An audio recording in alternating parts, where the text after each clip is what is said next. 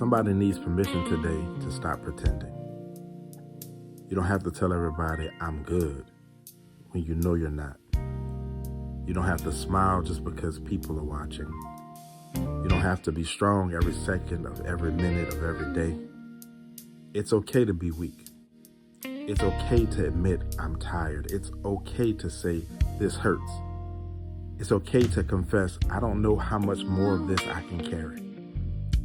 Because somewhere along the way, we started believing that weakness meant we lacked faith.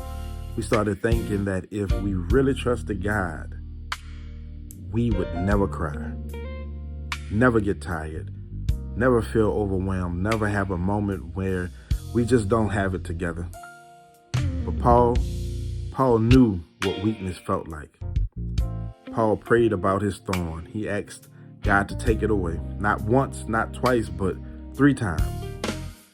And God didn't give Paul the answer he wanted. He gave him something better. He said, my grace is sufficient for thee, for my strength is made perfect in weakness. In other words, Paul, I may not remove what makes you feel weak, but I'll give you enough grace to carry you through it. And maybe that's the word somebody needs today. Maybe God hasn't removed it yet. Maybe the situation hasn't changed. Maybe the door still hasn't opened. Maybe your heart still hurts. Maybe you're still waiting. Maybe you're still trying to figure out how you're going to make it through tomorrow. And you feel weak. But hear me. Weakness does not mean defeated. Sometimes weakness is simply the place where your strength ends and God's strength begins. Because when you've done everything you know how to do, when you've exhausted every option, when you've prayed every prayer, when you have encouraged everybody else and you can't find the words to encourage yourself, God says, now let me carry you. There are some things you were never supposed to carry by yourself, some battles that you were never supposed to fight alone, some burdens were designed to bring you to a place where you finally say, Lord, I can't do this without you. And maybe that sentence isn't weakness at all. Maybe that's worship. Maybe surrender isn't giving up. Maybe surrender is finally giving it over. Because when I am weak, he is strong. When my strength runs out, his doesn't. When my patience runs out, his grace doesn't. When my understanding runs out, his wisdom doesn't. When my resources run out, his provision doesn't. When I don't know what to do, he is still God. So yes, it's okay to not be okay. It's okay to have a bad day. It's okay to cry. It's okay to rest. It's okay to say, God, today I don't have the strength. Because God never asked you to be strong enough to replace him. He asked you to trust him.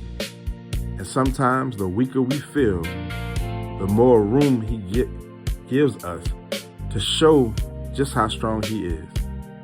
That's why Paul could say, when I am weak, then I am strong. Not because Paul suddenly became stronger, but because Paul realized whose strength he was standing in. So if you're weak today, don't be ashamed of it. Bring your weakness to Jesus. Bring him the tired version of you. Bring him the confused version of you. The frustrated, crying, and the version that doesn't have all the answers. You don't have to clean yourself up before you come to him. Come weak. Come weary. Come empty. Because his grace is still sufficient and his strength is still made perfect in weakness. So today, you don't have to prove how strong you are. Just remember how strong he is. And when you don't have enough strength to take another step, lean on him.